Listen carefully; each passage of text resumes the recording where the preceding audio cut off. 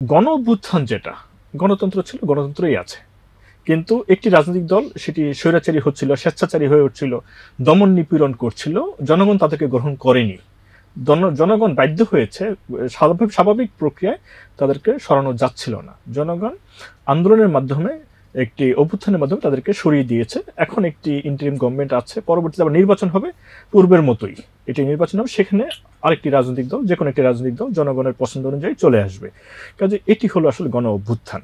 তাহলে ২৪-এ যেটি হলো, এটি আসলে আর ম্যাস মুভমেন্ট, যেটি কোন একটি দাবি আদায়ের জন্য আন্দোলন যেটা, তাকে বলা হচ্ছে ম্যাস মুভমেন্ট। যেমন কোটা বিরোধী আন্দোলনটা কিন্তু আসলে একটি মুভমেন্ট ছিল, কিন্তু কোটা বিরোধী আন্দোলনটাই গণ অভ্যুত্থানে কনভার্ট হয়েছে যখন এখানে ছাত্রদের সাথে জনতা ইনভলভ হয়ে গেল। প্রথম ছিল ছাত্রদের কোটা বিরোধী আন্দোলন, যখন জনতা ইনভলভ হয়ে গেল তখন ছাত্র জনতার গণ অভ্যুত্থান হয়ে গেল। শব্দটা মুভমেন্ট থেকে অভ্যুত্থানে কনভার্ট হয়ে গেল। কিন্তু এটা বিপ্লব নয়, ম্যাস মুভমেন্ট ছিল।